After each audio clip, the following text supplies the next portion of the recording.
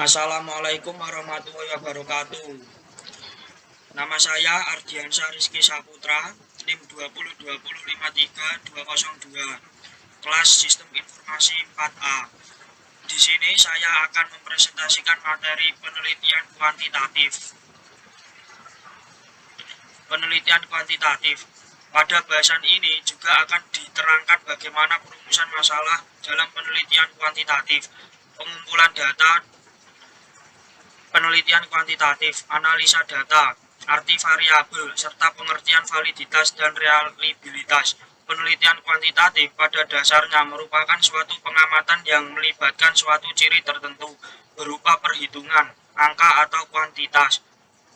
Penelitian kuantitatif ini didasarkan pada perhitungan persentase, rata-rata, C-kuadrat, dan juga perhitungan statistik lainnya. Metode penelitian kuantitatif dapat diartikan sebagai metode penelitian yang berlandaskan pada filsafat positivisme, digunakan untuk meneliti pada populasi atau sampel tertentu. Teknik pengambilan sampel pada umumnya dilakukan secara random, pengumpulan data menggunakan instrumen penelitian. Analisis data bersifat kuantitatif atau statistik dengan tujuan untuk menguji hipotesis yang telah ditetapkan. Dalam melakukan penelitian kuantitatif, kita seringkali mengalami kesulitan tentang metode statistika, mana yang akan digunakan. Hal ini umumnya disebabkan kita tidak mendapatkan materi penelitian yang lengkap dan terintegrasi. Selain itu, buku-buku yang kita temui pun umumnya tidak membahas hal tersebut secara menyeluruh. Analisa statistik digunakan untuk membantu peneliti untuk mengetahui hubungan antar variabel. Analisa statistik merupakan analisa yang bisa dipertanggungjawabkan secara ilmiah. Komponen dan proses penelitian kuantitatif.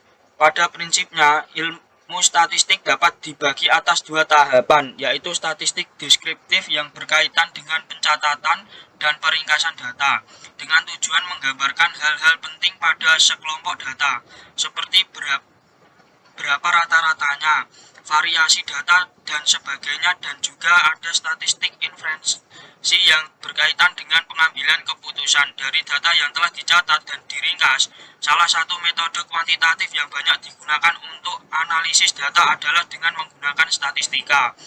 Berikut adalah komponen dan proses penelitian kuantitatif yang digambarkan dengan suatu diagram. Pertama, menggunakan rumusan masalah, kemudian landasan teori, perumusan hipotesis, pengumpulan data. Pada tahap pengumpulan data, kita memerlukan data diperoleh dari format sampel bersamaan dengan pengembangan instrumen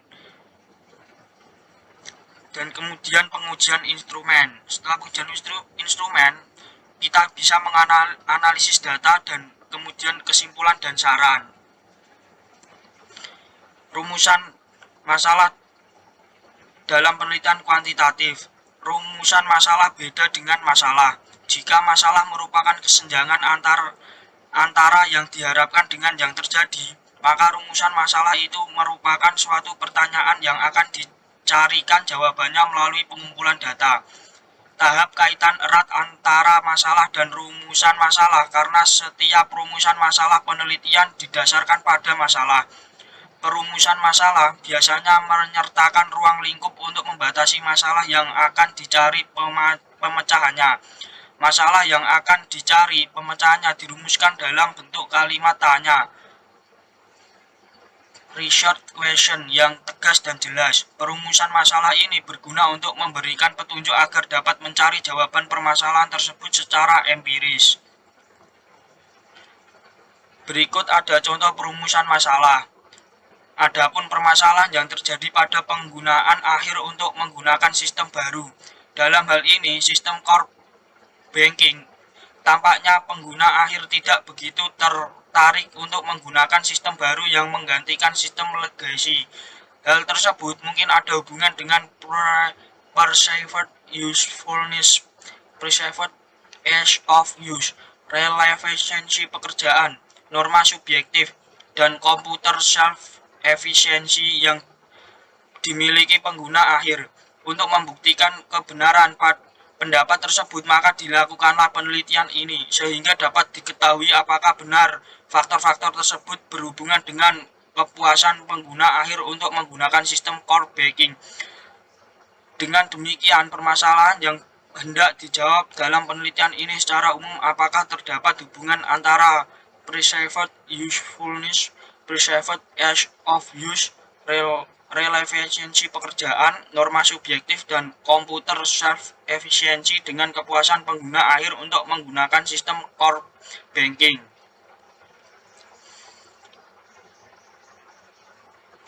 Berikut ada contoh masalah ruang lingkup. Masalah utama yang akan dikaji dalam penelitian ini adalah kepuasan pengguna akhir terhadap sistem core banking masih rendah. Hal ini diduga disebabkan karena penerimaan atas sistem masih rendah yang antara lain dipengaruhi oleh komputer self-efficiency, norma subjektif, perceived usefulness, perceived ease of use, dan relevansi pekerjaan yang masih rendah pula. Berdasarkan pernyataan masalah yang ada, dapat dilihat bahwa subjek dari penelitian adalah pengguna akhir sistem dan penelitian dilakukan pada tahap implementasi sistem saja. Berikut bentuk-bentuk masalah pada penelitian kuantitatif. Menurut Sugiono 2007, bentuk masalah dapat dikelompokkan atas 3 kelompok, yaitu 1. Rumusan masalah deskriptif adalah suatu rumusan masalah yang berkenaan dengan pertanyaan terhadap keberadaan variabel mandiri, baik hanya pada suatu variabel atau lebih variabel yang berdiri sendiri. Contoh rumusan masalah deskriptif. Ya.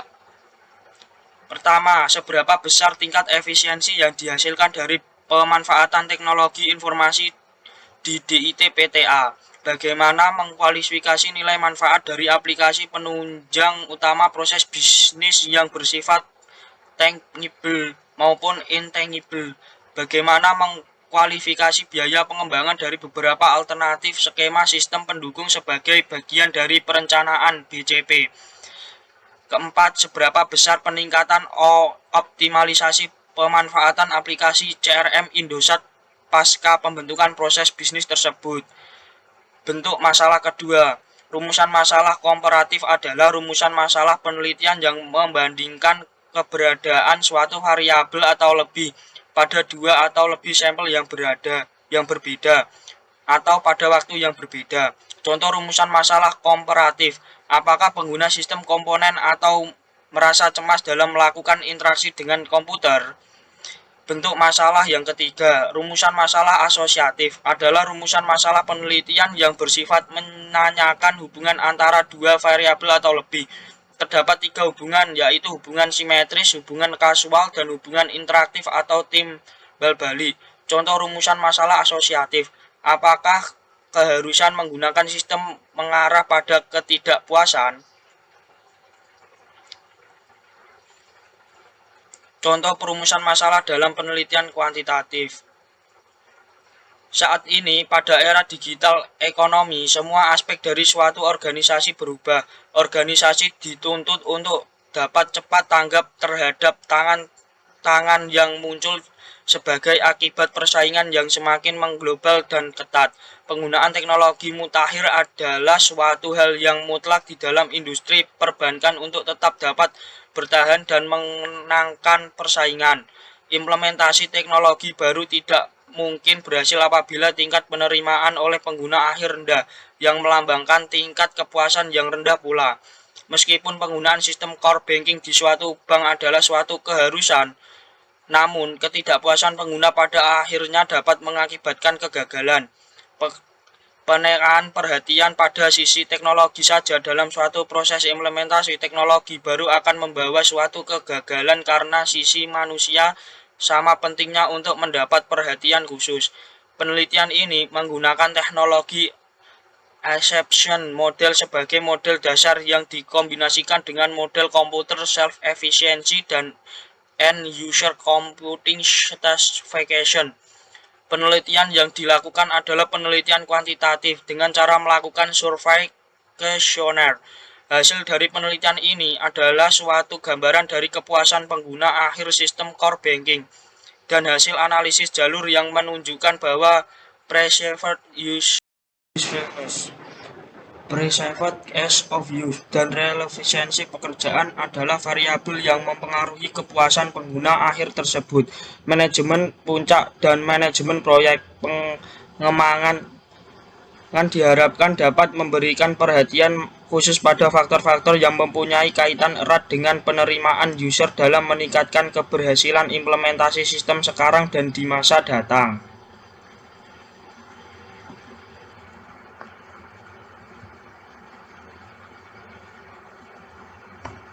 Variabel. Identifikasi variabel merupakan salah satu tahapan yang penting karena dengan mengenal variabel yang sedang diteliti, seorang peneliti akan dapat memahami hubungan dan makna variabel-variabel yang sedang ditelitinya.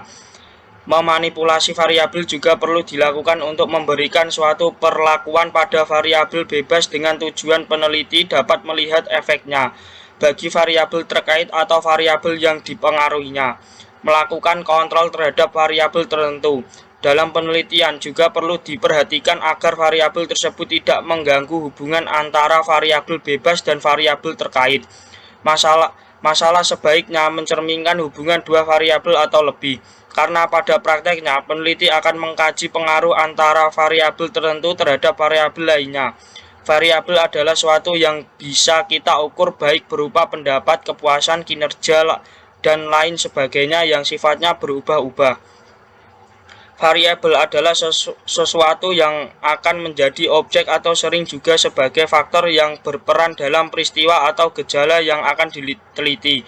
Secara umum, variabel terdiri dari variabel bebas dan terkait.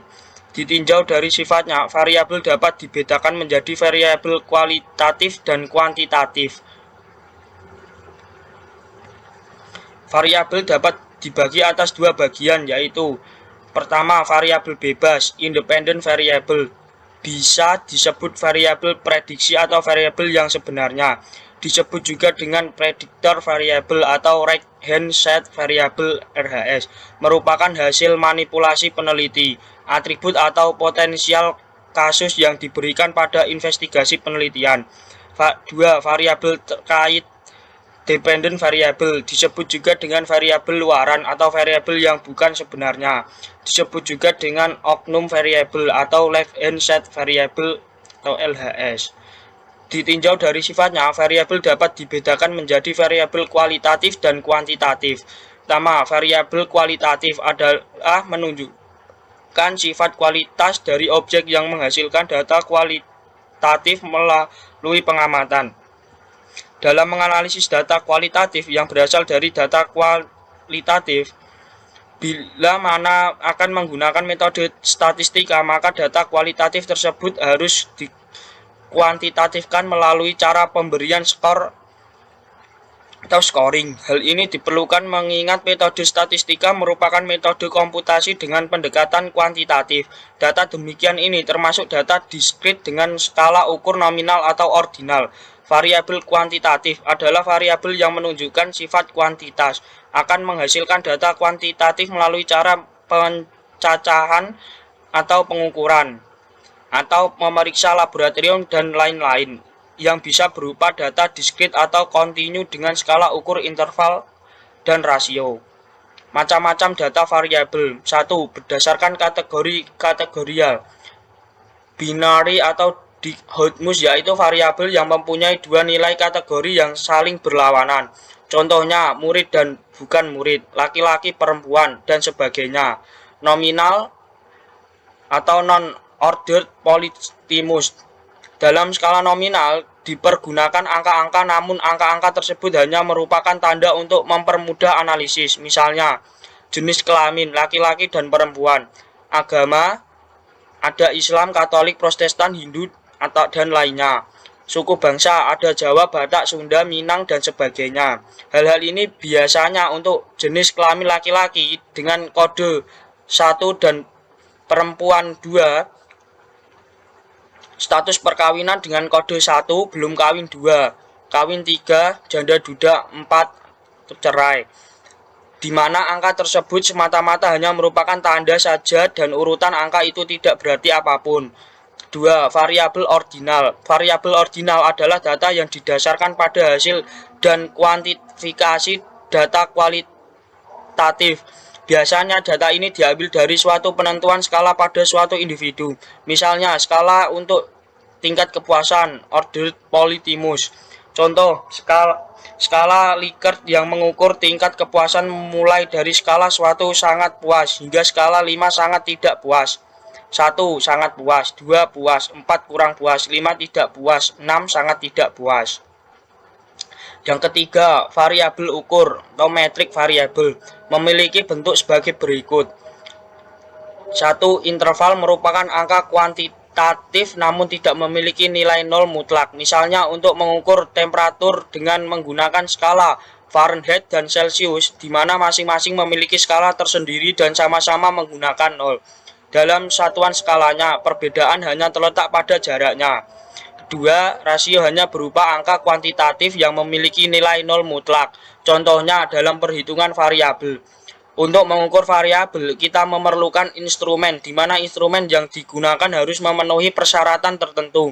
Di antaranya dari segi validitas atau kesahihan yang menunjukkan sejauh mana alat pengukur itu mengukur apa yang dimaksud untuk diukur. Reliabilitas suatu alat pengukur menunjukkan hasil pengukuran yang berupa kepekaan atau akurasi. Data yang dibutuhkan dalam penelitian tergantung pada tujuan penelitian.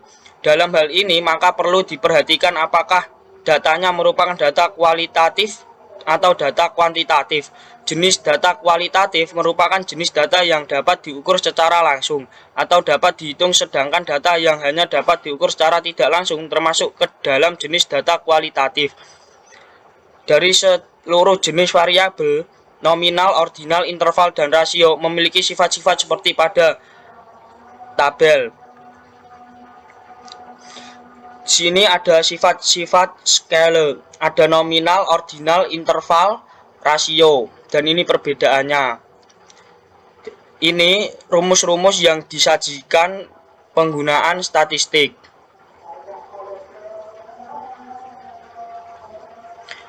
Pembagian data dalam suatu variabel.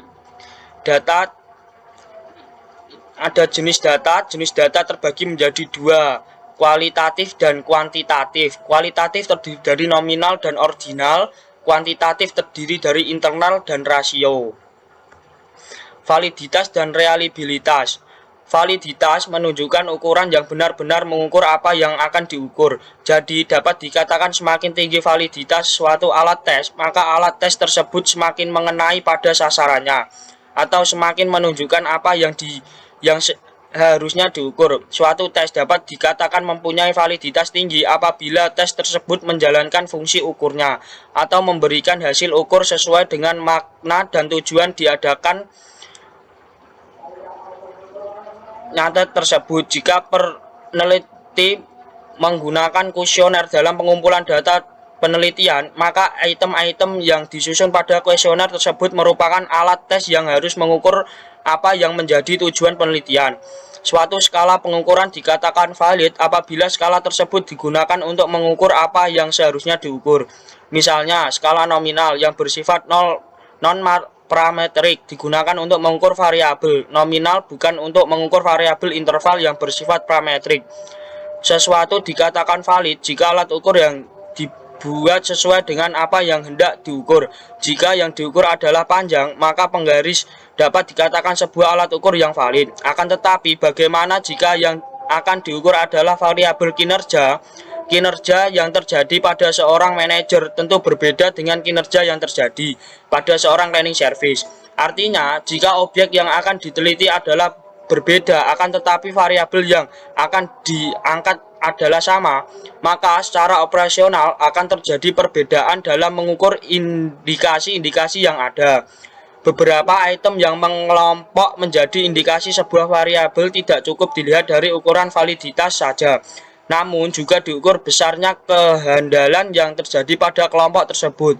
Sama hal dengan uji validitas. Untuk mengukur reliabilitas sebuah instrumen dapat digunakan beberapa metode seperti speed half, Alport bed, test restart, Rosen halt, dan banyak lagi lainnya. Pengertian validitas atau kesahihan dan reliabilitas atau keterandalan yang berarti mengukur suatu secara konsisten. Apapun yang diukur dan jika pengukuran dilakukan dalam kondisi apapun akan memberikan hasil yang sama. Dari data yang dikumpulkan, jadi dapat kita simpulkan bahwa suatu alat ukur yang tidak reliable pasti tidak valid. Begitu pula dengan alat ukur yang reliable belum tentu valid. Gambar 3 menunjukkan contoh dari validitas dan reliabilitas. Gambar 1, reliable tapi tidak valid. Titik-titik ini adalah kumpulan data dan titik merah ini adalah titik fokus yang masalah yang akan disampaikan. Pada gambar 2, valid tapi tidak reliable karena data-datanya valid tapi saling berjauhan. Ketiga, tidak valid, tidak reliable. Gambar keempat sudah dipastikan kesahihan dan kehandalan dapat tercapai. Sekian presentasi dari saya. Terima kasih. Wassalamualaikum warahmatullahi wabarakatuh.